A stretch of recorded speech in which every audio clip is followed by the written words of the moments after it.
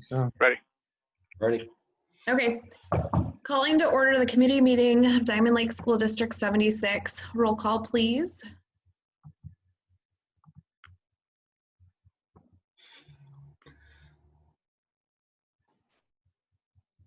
Uh-oh, Margaret's mute. Uh-oh. Margaret, we can't hear you.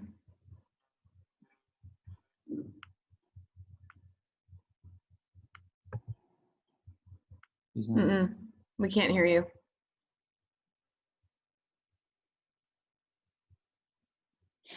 Look, Margaret, look in the bottom of your screen and see if your microphone is muted. It's not muted. Oh, you're good Now we now. can hear you. Okay. If I click over to the Drive document, can you hear me? Okay, I'm going to try again. Can you hear me now? Yeah. Yep. Okay.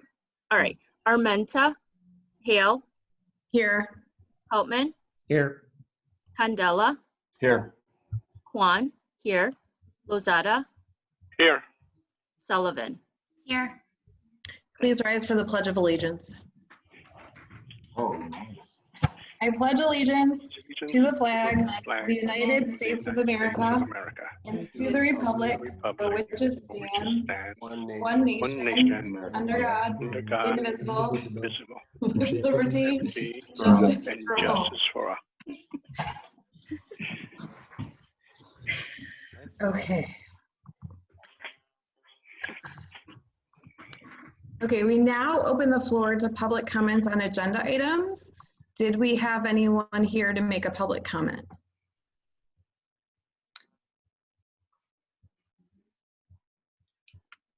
No? No one's put in a comment yet. Okay. Okay, then we will move on to presentations. Can you guys see me? Yes. Yes. Okay, I've lost all video. I can hear you. I have my laptop up, but I've lost all the video unless We can totally see you and hear you. okay. So I'll just follow the agenda. And so our presentations for tonight, as you know, we are in our phase 2 of distance learning opportunities, which is also referred to from the Illinois State Board of Education as remote learning, remote learning.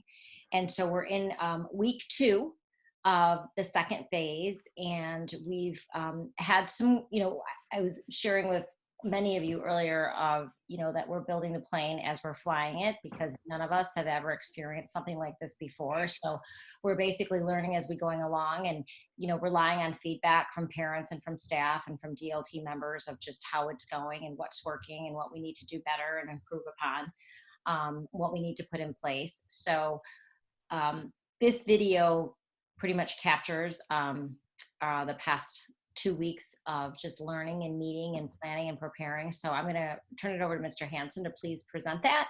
And then at the end of our video, if board members have any questions or comments or feedback to share with us, we'd be happy to take that into consideration. So Mr. Hanson.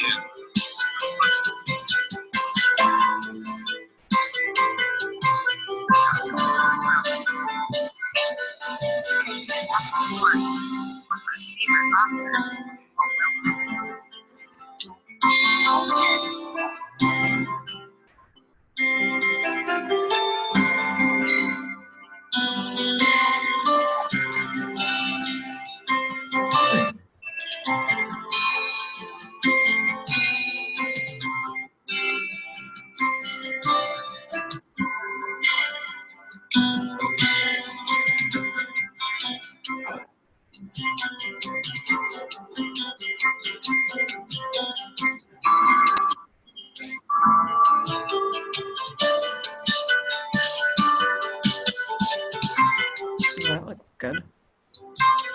Jim Dore.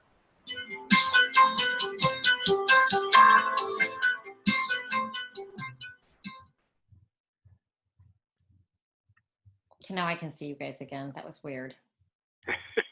So that second to last picture, Joy, was our new garage door in the West Oak Middle School gym. It looks really nice. It's great. It's great. So any comments or questions? Maybe could you guys give us just an idea of how you think it's going, how you feel like the staff are handling this, maybe feedback you've gotten from parents, kind of student participation, just kind of an overall overview. Because I think some of us that have kids in the district have kids at different schools, so we're not necessarily hearing what's going on at all 3 schools, and some of us don't have kids in the district, so I think just a little bit more information would kind of be helpful to us just to have a clear picture of what's going on. So can I ask, maybe go Julianne, Kurt, and then Chris and Peter, and then we can start out with how are things going at Diamond Lake, how are things going at intermediate, and then how are things going at the middle school, and then if Eric Hansen, you don't mind giving kind of a technology standpoint of how many families have picked up their devices from K through 2, and then what you're maybe seeing as far as participation rates. Sounds good. Yeah, I'd be happy to start. I've met with my team at the end of last week and again today. I think the teachers are really working hard to provide some engaging options for students. They are reaching out to students individually. We are putting a very diverse range of activities on for students. We're about 50% right now, from what I understand. We did talk today about making sure they are logging everything that, any interactions they have with students and parents to try to gauge that. We talked today about bumping up our learning expectations from "isn't it nice you dropped by" to "you are expected to do this." So I think there's a shift with that. We are still, not all families, especially at the kindergarten level, have iPads. So we are determining how we are going to go about directly reaching out to them. In terms of special education, what we did was to divide, our case managers took their list and they have directly reached out to each and every special education student and their family, and we've taken the IEP and we've created individualized learning plans for every child with either an IEP or a 504 plan, assuming it's academically based. And we have made sure we have consent from each of the families to monitor the IEPs through the district learning options. So it's basically a shift. So we've asked families to acknowledge things are different, but we're still managing to provide services. We're also continuing to meet the meeting requirements. Today I did a child who met with the team for a child who was turning 3 on Friday, who would typically start services. We were able to develop the IEP, and we were also able to write a distant learning plan from that. So all in all, I think things are positive and people are working really, really hard, and we're excited about finding new ways to reach a variety of students. Yeah, over at the intermediate school, much the same. Last report that I had this afternoon from my building leadership team, we're actually seeing over 50% participation now, which is way up from what it was in the previous days. Yesterday was very heavy in participation. Today was pretty heavy too. So I think, we don't know this as fact, but we feel as that this platform is getting used to, more and more engagement is taking place. We're figuring it out. We've had teacher and student video conferencing on top of the learning activities. So we've had multiple opportunities for students to log on to a Hangout Meet and do a video conference with the class and the teacher. There's read alouds. There's some academic instruction going on during those meetings, but it's right now it's been more of a check-in, and as Julianne had mentioned, now it's more of a push to like, okay, let's see where we can take this a little bit further. We're working on reaching out to our families that we're seeing low participation from. And now I don't know if Eric's going to talk to it later or not, but we're set up with Google Voice, if I'm saying that correctly, so that teachers can call directly and it's not from their cell phone numbers, which will be nice. It's just another avenue to reach out to families. We still have a couple of families that are struggling to get internet hooked up. We've had some of our dual language teachers work with families as a third party to help with translation and talk through the process of hooking up with Comcast, for instance. So, not only are they teaching and providing lessons and reaching out for the social emotional piece, we're actually helping with the utility setup as well. So I'm pretty proud of what we're doing over at the intermediate school. In terms of the middle school, we probably have had teachers have said about 70% or higher of participation, which students are used to the Chromebooks and have found one way or another to check in, and staff have worked very hard. Our specialists have done a really nice job with our special ed, our interventionists, our ELL resource teachers have done a very nice job in the last week contacting families individually, trying to get them engaged and connected online. And that's largely been very successful. So now we're looking at some of the next pieces of how we, like we talked about advanced curriculum, we found that students are probably more connected to the core classes. And so we're working on how we can make sure students are signing and connecting to their elective teachers, music, art, and such, DMA as well, to make sure that, and then staff are working to set up a schedule of how to make themselves not only available in those 3 hours, but to have some scheduled live time. A lot of staff have done it kind of organically, but we're currently building a schedule for that to make sure it's even more clear to staff, students, and to parents when they can communicate live with teachers. Largely, we've been really impressed with how hard our students have been working and staying engaged. And some of these students have 7 to 8 different teachers.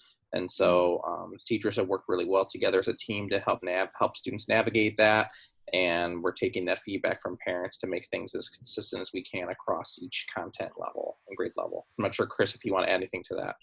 Well, I echo what Julianne and Kurt were saying earlier about our special ed services.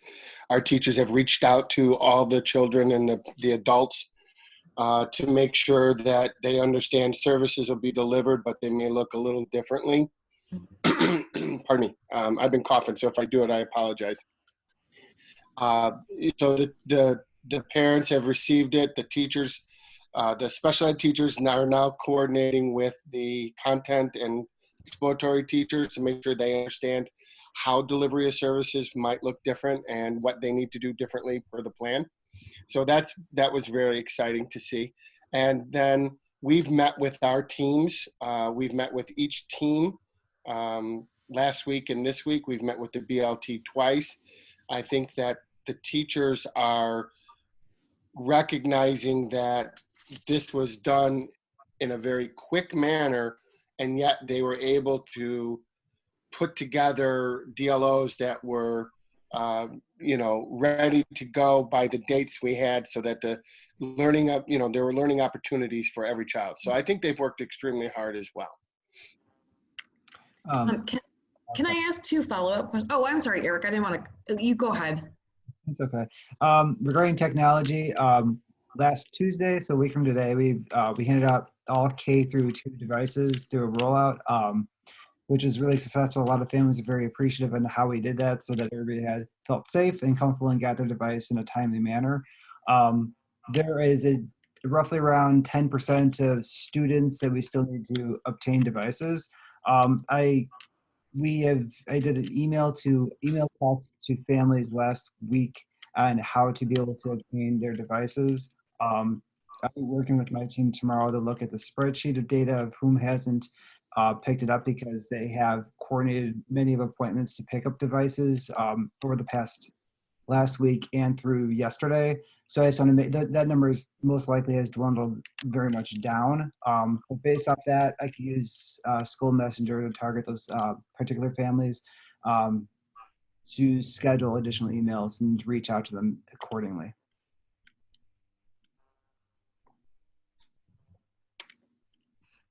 That's great.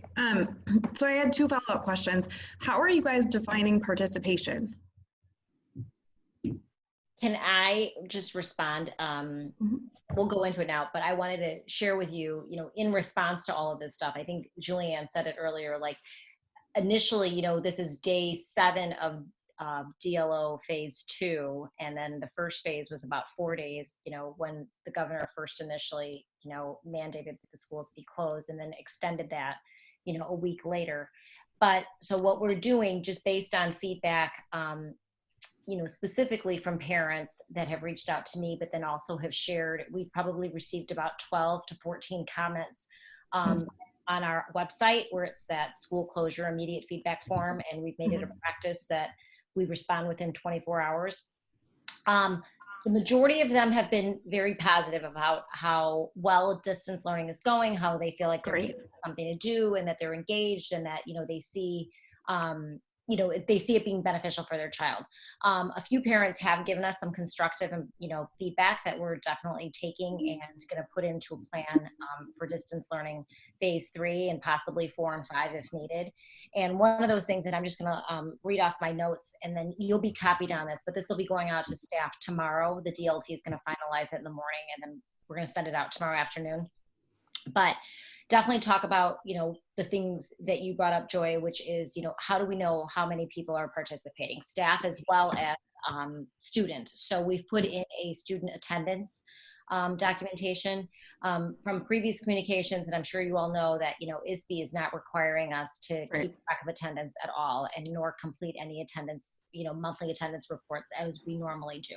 So we are going to put the student attendance in place as well as a staff attendance in place, and then also have teachers have more daily interaction with students. So whether that is through a one-on-one participation or a whole class group, something similar to this, whether they're doing a Zoom meeting or a Google meeting, they're doing that piece as well.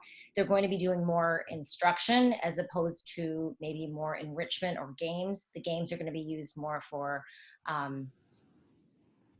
practice and enhancement as opposed to this, sole form of instruction. And then with that, we've kind of built a documentation of staff, this is what time you've logged in, this is what you accomplished today, this is how many parents and students that you kept in touch with, and then they'll turn those into their principals. And then at the end of the week, principals will figure out, we haven't determined this yet, but just figure out a way of how to, either do it staff individually or do it as staff with teams of, these are how many parents you contact. What about the kids that still aren't logged on or still haven't been engaged with distance learning, and then probably reach out to them independently too. And also have access to website and resources and books. So, if they are putting website links out there, making sure that they work, or contacting tech help. And then, if they're putting instructional resources or tools out there, making sure that kids have access to, if they're recommending a book, or if they're recommending an instructional resource, to make sure that they have access to them. So just it could be as smooth and seamless as possible.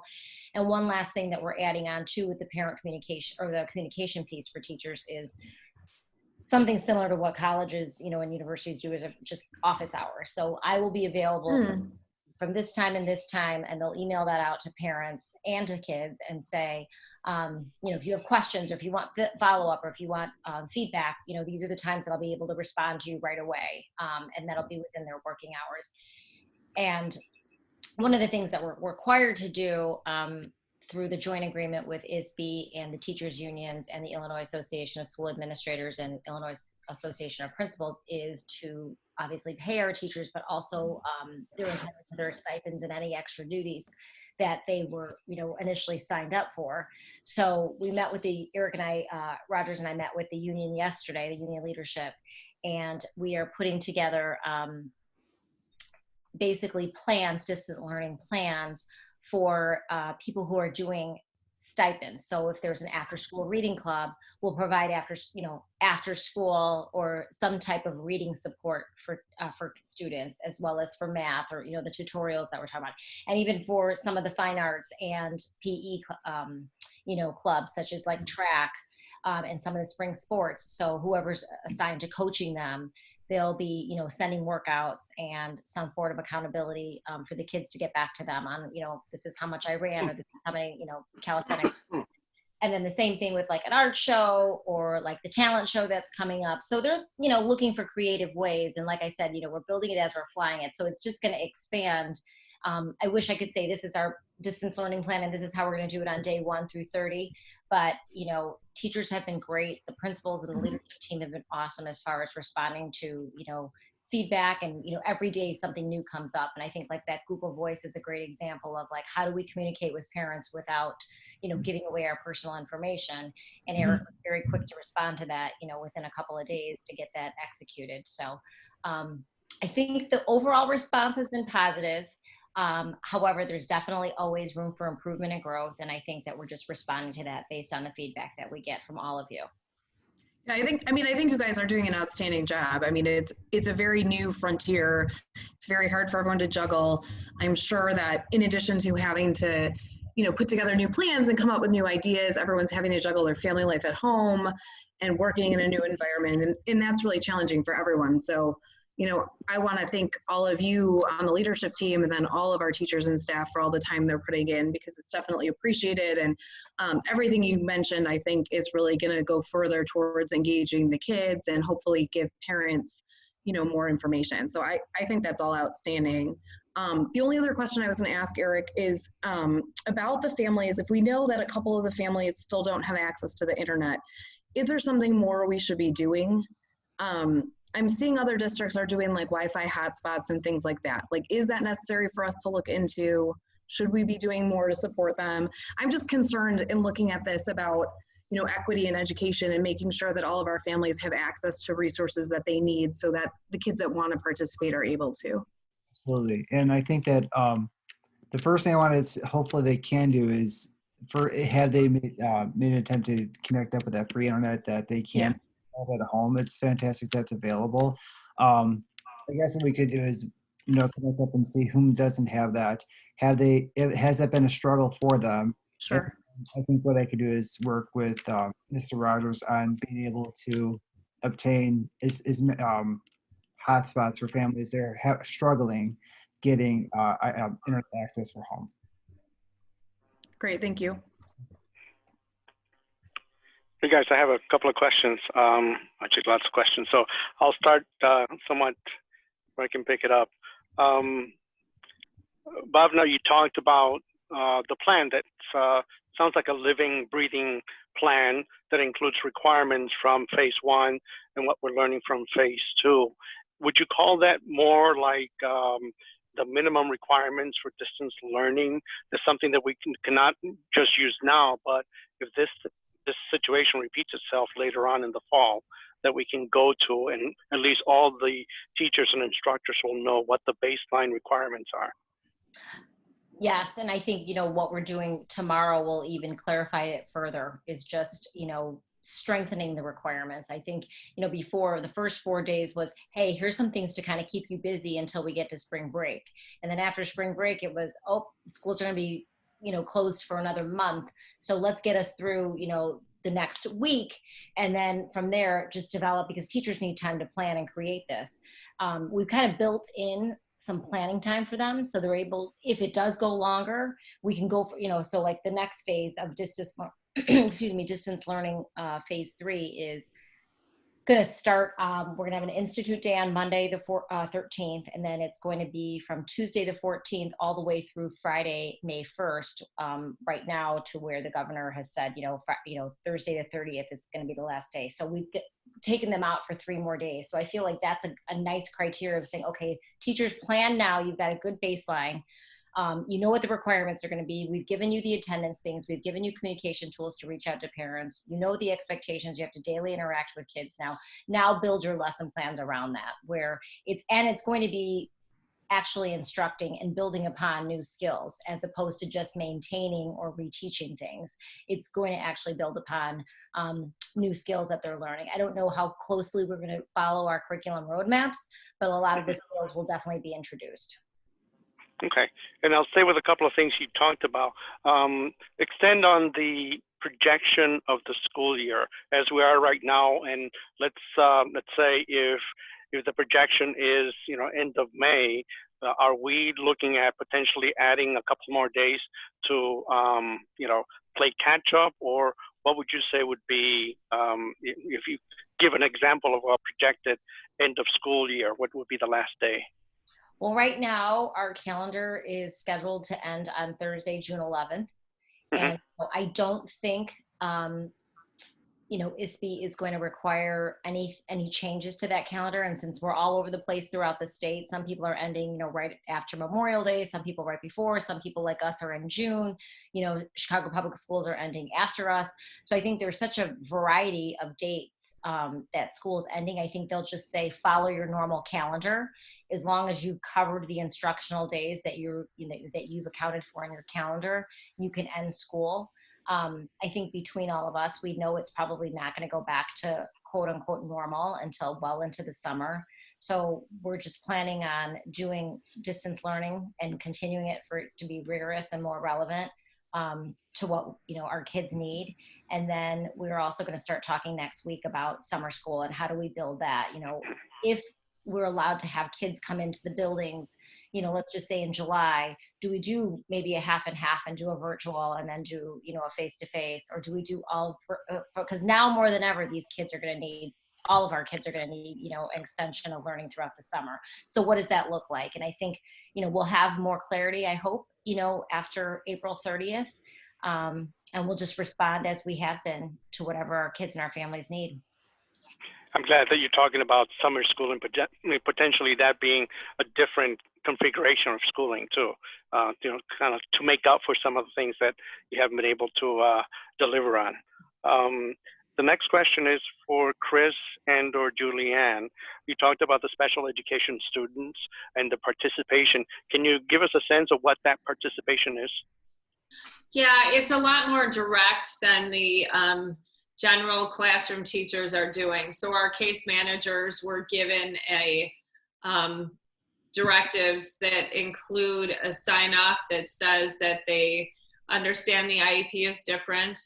It includes an alternative plan while the kids are distance learning that the parents and the teams have to agree on, which includes our hearing itinerant from Sudol, includes our physical therapist that is part-time. We are our current psychologist, who is contractual, has been working with the teams, absolutely everybody. So if a child gets related services, they are being contacted directly like related services. So instead of, it's possible that the general classroom teacher has learning plans up and they're reading a story and they have interaction and they're waiting for kids to join them. Our special ed staff has directly reached out to families to discuss what their plan is going to look like. Then the teams are individualizing plans based on the family's needs and based on what the IEP is and based on what the family is capable of participating in it at the time. So for example, today I met with a family of a preschool child, and the child received social work, occupational therapy, speech and language, and special education support. And so we discussed whether or not the parent wanted each team member to contact them at 10 o'clock each day to work on goals and objectives, or if they wanted a team approach, because we're all figuring it out together. That particular mom wanted to start with a team approach. So the team will schedule the time to meet with her and will provide services look a little bit different. Obviously, a lot of it is coaching the parent on what they can do with the child and providing those resources. But at least we are making sure that we are directly interacting with those families. We have some families we have not been able to reach. So the directive is to continue to try to contact them, to document any attempts they make to send both in writing and phone calls. We have Inez, our special education secretary, is making phone calls in Spanish as well. So we are trying everything, and if we need to mail things home, the teachers have a plan to do that. So it's much more intentional. So instead of kids, dropping by if they want to, or if they have time, or this is the teachers directly seeking the families and saying, you need to do, we need to come to an agreement on what this is going to look like. Okay, thanks. And Eric, my last two questions are for you. You talked about 10% of devices or students, families that didn't have devices, and you're working to reduce that number, correct? And you said you're getting closer? Yes, we are. That's from we rolled out last Tuesday, kindergarten through second grade. So that spreadsheet is being updated as we have been scheduling appointments and providing devices to those families. I actually have a department meeting tomorrow to review who is left over on that spreadsheet, just to make last minute updates. And then I'll be reaching out to those families because we have, and I'm cross-referencing it with our SIS data for the students that are in those classes, just to ensure. So we'll connect up with those families on who has received devices and it may have not been marked and who has not, and then make sure that they can schedule appointments to pick up the devices. And like you pointed out, the devices are one thing. The last step is really ensuring some level of connectivity, whether it's hotspot or some internet-based service. Exactly, and what we would need to know is get realistic numbers. I think our last board meeting was letting you know the percentage of our district-wide who shared they did not have internet for their children. But that was at the beginning of the school year, and after Comcast and a bunch of companies have provided free internet or internet services, that may obviously have probably has changed. So we need to communicate with families to be able to get realistic information so that we could at least point them in the right direction, get Comcast or any services to make it easier transition for our families. And if that's a difficult transition for our families, get the correct amount of hotspots to deliver to our families so that they're connected. Okay.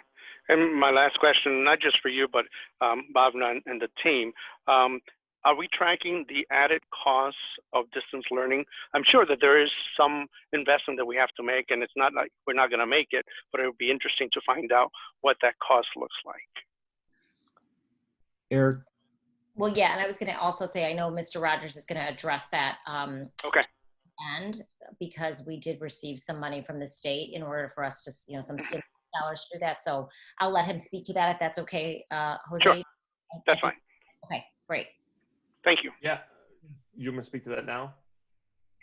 Whatever you want. I was just going to say, as far as investment into this e-learning plan, it's very minimal right now. We've already had these devices. We're not providing, really any other additional infrastructure that we've already had in place. So we're lucky. We've planned ahead for this one-to-one plan the last few years, and it's a perfect time just to give these to families. So we've been pretty fortunate. Great planning. So, okay, thanks. Thanks again, guys. And that's all we have for our presentation. Are there any other questions? Okay. Okay, thank you all very much. We'll now move on to our business agenda. We only have one action item for tonight, so everything else will be acted on at a future meeting. So I'm just gonna briefly mention the items, and we don't need to really read through everything, except I'll read through B. I'm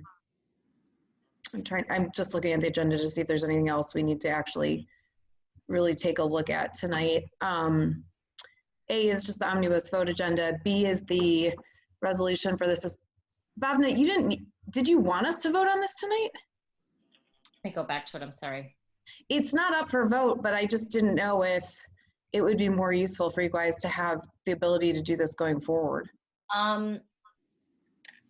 Yeah, we just put it in for review, but it's, you know, what do you think, Eric? It's the action item for them to giving us, you know, basically the authority because of the emergency closures to, you know, pay bills and, you know, to act accordingly without, you know, usually we have board approval. So Yeah, if we weren't set up for a structure like this Zoom meeting, then it would be something we'd need a vote on. But Okay, since we have the capability of doing this, I think it could wait till next time. okay. I just wanted to make sure. So that's, so for you all to review, that's just the emergency suspension of policy due to COVID-19, which basically will allow Bhavna and team to act without getting, you know, prior to getting a full vote from the board. Then we have the procurement card. Did you guys want to explain that at all? sure, I'll hand that over to Eric if that's okay. Sure. Yeah, P card or procurement card, it's something we've been looking at for quite a while. Right now, we have 2 district credit cards, one for me and one for Bhavna. And they make it easy to buy stuff with credit cards everywhere. And a lot of times it's more efficient, especially with website subscriptions and other services like that. So it's the P card. It's another, it's an ISBE and IASBO based program that allows us to register as a district. The liability falls under the district instead of like right now, it's under an individual account almost. So we can control the P cards via their web interface and distribute it to, you know, for instance, maintenance gets a card, technology gets a card. It'll just make our buying a little bit more efficient. Okay. Great. Does anyone have any questions about that? Okay. The next item is just a change in business title to Chief School Business Officer or official, sorry. And that, I think the memo is pretty self-explanatory unless anyone wants to add comment or ask questions. No. Okay. Then we have the press policies. Obviously, this is the first reading. There's quite a few of them. There are some policies that are brand new or actually have more textual updates than we normally see. You know, normally it's a lot of the footnotes being updated and numbering changes. So I would encourage everyone to take a look at those before the next meeting in case you have any questions about that. And then we will move on to personnel, and this is the only item that we're going to take action on tonight. So be it resolved, the Diamond Lake 76 Board of Education accepts and approves the personnel items as depicted on the agenda. We have 1 new hire and we have 1 leave of absence to approve. Could I get a motion to approve? So moved. Second. Who seconded? Who second? Dave. I think Okay. Armenta, Hale, Yes. Hauptman. Hauptman, John, are you muted?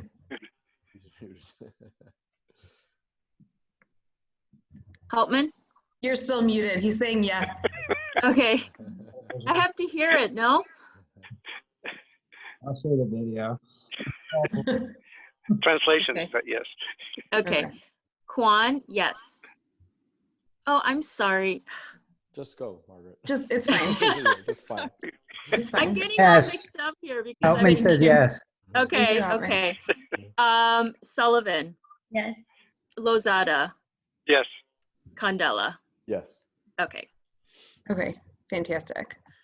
Okay, that concludes the business agenda. Do we have any items for board discussion this evening? No. No, okay. When I'm looking at the agenda, I can't see you, so I'm just gonna assume if I don't hear anything, the answer is no. No. FOIA requests, we have none. Notices and communications, we have just the updated 2019-2020 calendar. Public, okay, so we'll conclude that. Moving on to public comments and petitions on non-agenda items. Eric, did we have anyone that wanted to make a comment? We have 3 attendees, well, 2 attendees right now. If could put a question in, they can. If not, we do not have public comment. Okay. If you're attending and you'd like to make a public comment, please go ahead and do so now. We'll give you a second. And you can do that in the Q&A section.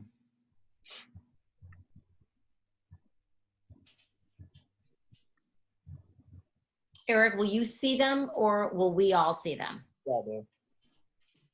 When they come in, there'll be a question or answer section that's on the bottom of the webinar. It'll pop up and there are no questions coming in right now. Okay, got it. Okay, then we will move on to others. If for some reason you didn't finish typing your public comment, please feel free to do so and we can go back to it. But moving on to others, Eric, I think you're up. Yep, we have 3 items that Mr. Rogers is going to update you on. And so I'll turn the floor over to him regarding our stimulus fund, property tax collection, and then food service. Yeah, so we have 1 bad and 2 good items on there. So the, let's see, switching back and forth here. So yeah, the stimulus additional revenue. So they had this COVID-19 stimulus package that the federal government's issuing to school districts. We have no idea when we're actually going to receive this money, but there's a little over $500 million in the total pot. Most of it's going to, the biggest school districts. This is directly related to our Title I funding that we do receive. So we're expected to receive just over $230,000, which is very welcome, especially in this uncertain time. But you can see in my memo, it's used to supplement and support our remote learning plans, our food service plans, sanitation, disinfectant, things like that. So as Mr. Lozada pointed out earlier, we don't really have any unforeseen technology expenses right now since we have that in place. Food service, obviously, and we're cleaning like crazy. So we've had some little expenses there. So this is really going to be used to offset any programs that we may do over the summer, any new subscriptions we got to buy to support our plan. We just had to buy a subscription to that phone service, that Google phone or whatever that's called. So that's something that'll come out of these, these relief funds when we actually do receive them. But the biggest thing is the uncertainty regarding our property tax. So I've seen anywhere from 30 to 60-day delay in property tax receipts at this moment. Now, that's very tentative. We're hoping it doesn't get delayed any more than that. The district does have more than 60-day reserves, so we don't foresee any. They have to do the tax anticipation warrants or some other method to get some short-term borrowing. The state's making that available for us, but thankfully our reserves are just over 80% of our expenses for the year. So we'll be able to survive for quite some time.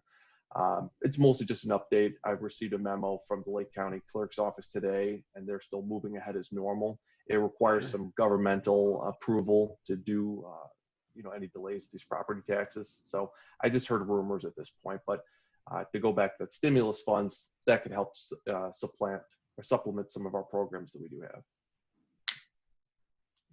Any questions about either of those two? Okay, so the last item is just about our food service program. So we are extending it. We're planning on running this program throughout the length of our school closure, and I'm hoping that we run this in the summer as well. It's something we'll have to have a little additional conversation about, but I don't think once school ends, families are going to stop struggling at that point. So we'd like to continue this. It's a very minimal cost to us right now. We're serving roughly 70 to 75 people a day. We're really trying to get that number. I'd love to be able to get 300 or 400 students that are eating this every day. So at this point, grocery stores are open. People still probably have some of a stock at home, so we may see those numbers grow. I'll be putting out additional surveys to families to ask them if the situation's changed and have them kind of enroll in meals going forward. But as of now, it's been a big success, and we're providing breakfast and lunch, so students are really liking it. But it's pretty cool. We're getting people from other corporations or industries that want to donate food or snacks, things like that. I got a call today that Hershey Foods wants to donate like 50 cases of ice cream to us so we can hand out to students. So they're going to drop off a big cooler to us. big bunch of those good humor bars or something like that. So we'll start putting those in kids' lunches. That's fun. Yeah, it's pretty cool to see.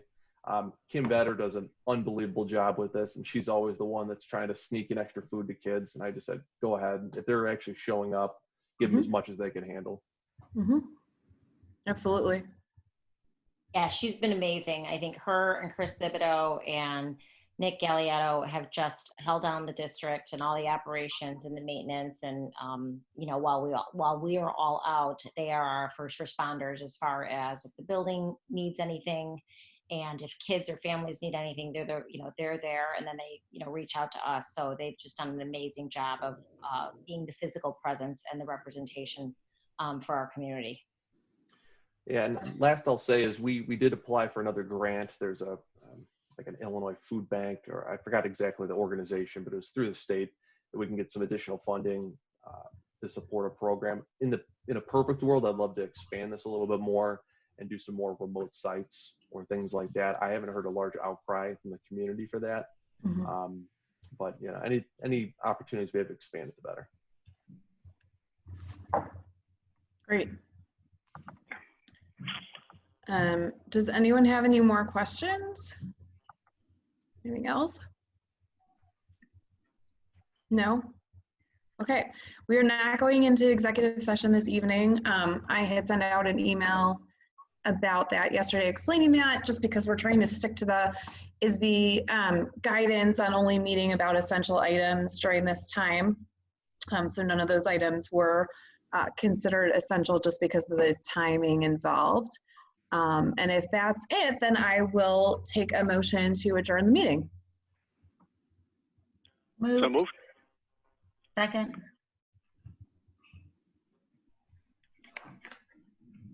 Lozada, Yes.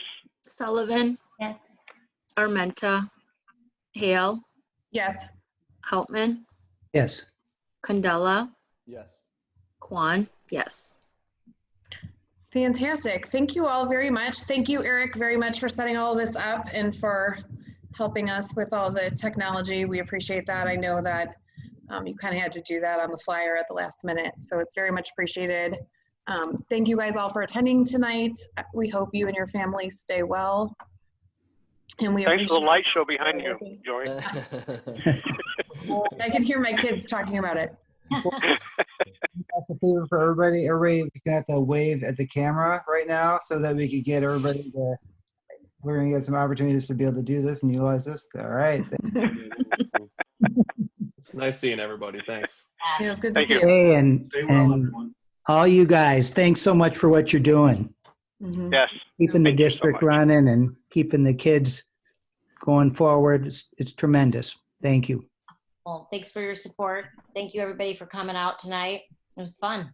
My big night out. I usually have nothing to do. Great. Bye, everybody. All right. Okay, bye. Bye-bye. Bye-bye.